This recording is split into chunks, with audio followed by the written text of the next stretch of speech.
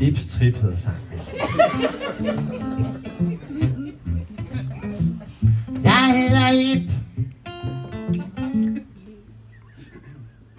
Nu ved jeg ikke, om I har været til AM-møder, eller om I bare lader, som om I ikke har været til det. Der plejer man lige at hilse, når der er nogen, der præsenterer sig og skal til at lægge kortene på bordet.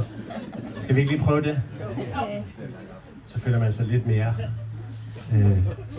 omfavnet, når man skal til at dele sin alder.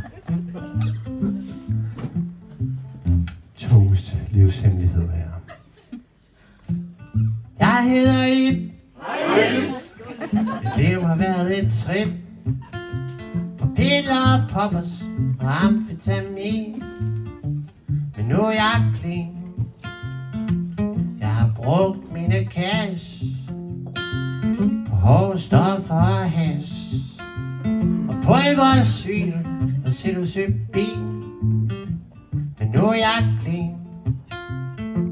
Coke, doper, ketamin, smack og cracker, Ritalin.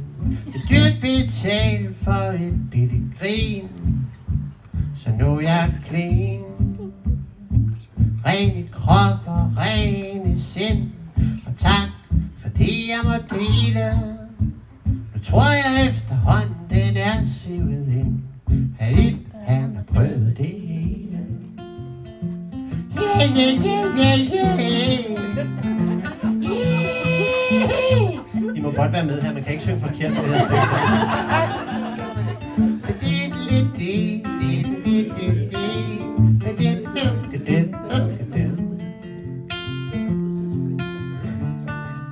Sangen kommer igen. Jeg er sikker på, at det godt kan blive mere overbevisende, den der brænder der.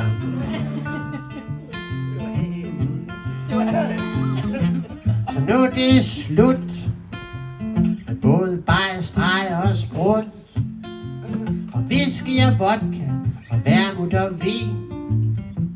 For nu er jeg clean. Ingen et og light og gas eller lin til at se DMT eller stirmorfin.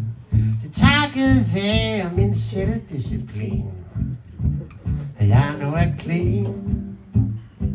Ren i krop og ren i sind. Og tak igen fordi jeg må dele. Nu tror jeg efterhånden den er sivet ind.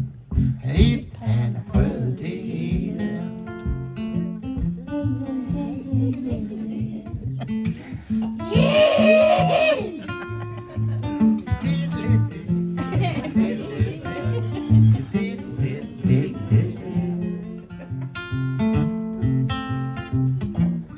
Nu er jeg ren. Jeg rører ikke engang i præg. Og mit lille tip, hvis du vil holde dig clean, er at bruge rensebenzin. Ibs lille tip, hvis du vil holde dig clean, er at drikke rensebenzin.